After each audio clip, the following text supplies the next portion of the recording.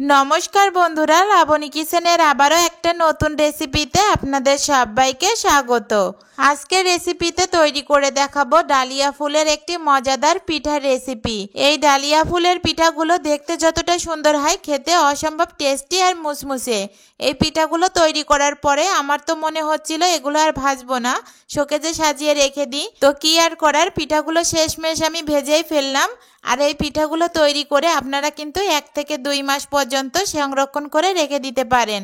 তো চলুন বন্ধুরা, কথা না বাড়িয়ে এই টেস্টি মজাদার পিঠার রেসিপিটা তৈরি করি। আর ভিডিওটা প্রথম থেকে শেষ পর্যন্ত দেখার অনুরোধ থাকলো। তো ডালিয়া ফুলের পিঠাগুলো তৈরি করার জন্য উনুনের পরে কড়াইটা বসিয়ে দিলাম, দিয়ে এখানে 1 মগের মতো আমি দুধ দিয়ে দিলাম। আর এই দুধটা আমি ভালো করে জাল করে নেব। আর দিয়ে দিলাম এখানে স্বাদ মতো লবণ। আর এখানে লবণটা আপনাদের টেস্ট অনুযায়ী বাড়িয়ে কমিয়ে দিবেন, আপনারা ঠিক কতটা পিঠা করবেন তার উপরে দেখে। আর দিয়ে দিলাম 1 কাপের মতো নারকেল কুড়া। নারকেলটা আপনারা দিতেও পারেন, না দিতেও পারেন, তবে দিলে কিন্তু এই পিঠাগুলো খেতে অনেক টেস্টি হয়। আর দিয়ে দিলাম এখানে 2 চামচের মতো চিনি। চিনিটাও আপনারা আপনাদের পছন্দ মতো দিবেন। তো চিনিটা দেওয়ার পরে আমি এখানে 3 থেকে 4 মিনিটের মতো জাল করে নিলাম। আর এদিকে কিন্তু নারকেল কুড়াটাও ভালো করে সেদ্ধ করা হয়ে গেছে, আমি কিন্তু এটা জাল করব না। এবার আমি এখানে 1 বাটি মতো চালের গুঁড়া দিয়ে দিলাম।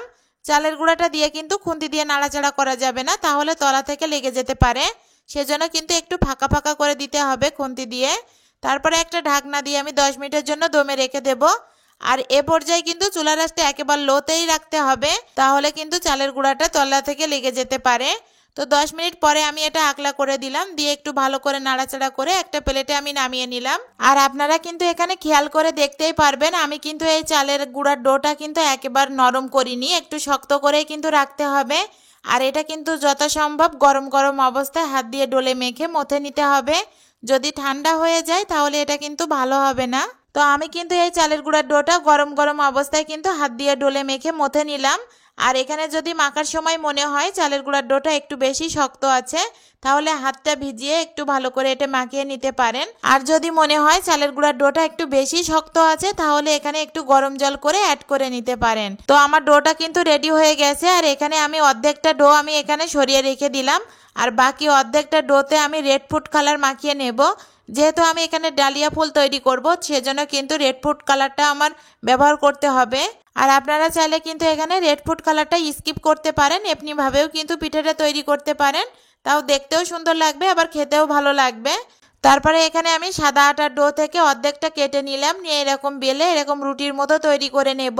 আর এখানে কিন্তু আমি খুব বেশি রুটিটা পুরু করব না, আবার খুব বেশি পাতলাও করব না, আপনাদেরকে দেখিয়ে দিচ্ছি, দেখে নেবেন। তারপরে এরকম একটা মাঝারি সাইজের মুখটি নিয়ে আমি এরকম গোল গোল করে রুটির মতো দুটো কেটে নিলাম, নিয়ে বাকি যে আটাটা আছে এটা কিন্তু আমি পরে বেলে নেব। এবার আমি ডিজাইনটা তৈরি করব, আপনারা অবশ্যই আমার হাতের দিকে খেয়াল রাখবেন যে আমি ডিজাইনটা কিভাবে তৈরি করি। আর এই পিঠার ডিজাইনটা কিন্তু আপনারা একবার দেখেই তৈরি করতে পারবেন যে কেউ। আর এটা তৈরি করা কিন্তু একেবারে সহজ, কোনো রকম ঝামেলা না বা কোনো রকম কঠিনও না। অবশ্যই আমার হাতের দিকে খেয়াল করে দেখবেন আমি কিভাবে পিঠাটা তৈরি করি। তো প্রথমে আমি রঙিন আটার ডো থেকে অল্প একটু ডো নিয়ে এরকম গোল করে ঘুরিয়ে নিলাম, তারপরে একটা রুটির পরে আমি রেখে দিলাম। আর বাকি আর একটা রুটি দিয়ে এরকম মুড়িয়ে দিব। মুড়িয়ে দেওয়ার পরে হাত দিয়ে ভালো করে সিল করে দিতে হবে, যেন একটা রুটি আর একটা রুটি থেকে খুলে না যায়। তো আমি খুব ভালো করে এটা সিল করে দিলাম। আর সিল করার সময় যদি মনে হয় এটা খুলে যেতে পারে, তো হাতে একটু জল লাগিয়ে ভালো করে এটা চেপে দিবেন, তাহলে কিন্তু এটা আর খুলবে না। তো আমার এটা কিন্তু রেডি হয়ে গেছে। এবার আমি ডিজাইনটা তৈরি করব। তার জন্য এখানে আমি একটা কাঁটা চামচ নিয়ে নিলাম। কাঁটা চামচটা নিয়ে চারিপাশটা এরকম চেপে চেপে দিব। দেওয়ার ফলে দেখেন খুব সুন্দর একটা ডিজাইন এসেছে। এবার একটা ছুরি দিয়ে ফুলের ডিজাইনের চারিপাশ থেকে একটু ভাগ রেখে রেখে কেটে কেটে দিতে হবে। তো কেটে দেওয়া হয়ে গেছে। এবার হাত দিয়ে আমি একটা ডিজাইন তৈরি করব। তো কিভাবে এই ডিজাইনটা তৈরি করি আমার হাতের দিকে খেয়াল রাখবেন। তো ছুরি দিয়ে কেটে দেওয়ার পরে যে ফুলের ডিজাইনের যে ফাঁকটা ছিল, এটা হাত দিয়ে চেপে চেপে ফুলের একটা পাতার ডিজাইন করে নিব। তো দেখেন হাতের দিকে খেয়াল রেখে আমি কিভাবে এটা তৈরি করি। খুব সহজে কিন্তু এটা তৈরি করা যায়, এটা তৈরি করা কিন্তু একেবারে ইজি। তো আমার এই ডালিয়া ফুলের পাতার ডিজাইনটা কিন্তু তৈরি হয়ে গেছে। এবার ভিতরের ফুলটা আমি তৈরি করব। তো ফুলটা তৈরি করার জন্য আমার এখানে একটা কাউচি লাগবে। কাউচি দিয়ে এই চারিপাশটা আমি কেটে কেটে দেব। খুব ছোট ছোট করে নিয়ে কিন্তু কেটে কেটে দিতে হবে। আপনারা অবশ্যই, আমি আবারও বলছি, আমার হাতের দিকে খেয়াল রাখবেন। সব সময় কিন্তু মুখে বলে আবার বোঝানো যায় না, যেটা দেখে বোঝা যায়। তো আমার এই ফুলের ডিজাইনটা দেখেন কত সুন্দরভাবে তৈরি করা হচ্ছে। কাউচি দিয়ে কিন্তু খুব সুন্দরভাবে কেটে কেটে এটা ফুল হয়ে গেল আমার। আর এই ডালিয়া ফুলটা দেখতে যে এতটা সুন্দর হয়, এতটা মিষ্টি লাগে তা কি বলবো।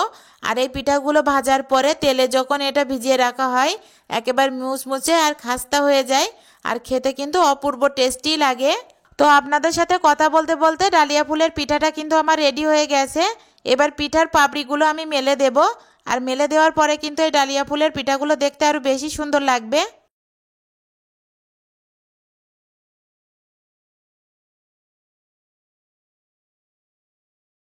তো আমার কিন্তু ডালিয়া ফুলের পাপড়িগুলো মেলে দেওয়া হয়ে গেছে, আর দেখেন কত সুন্দর লাগছে। আর এই পিঠাগুলো দেখতে কিন্তু একেবারে আসল ফুলের মতন হয়, আর এটা দেখে কিন্তু কেউ বুঝতেই পারবে না এটা আটা দিয়ে তৈরি করা। আর এই পিঠাগুলো তৈরি করার পরে আমার তো মনে হচ্ছিল আমি শোকেজে সাজিয়ে রেখে দিই, আর এটা আর খাবোই না। তো কি আর করার, মেয়ের আবদারে এগুলো আমাকে ভাজতেই হলো।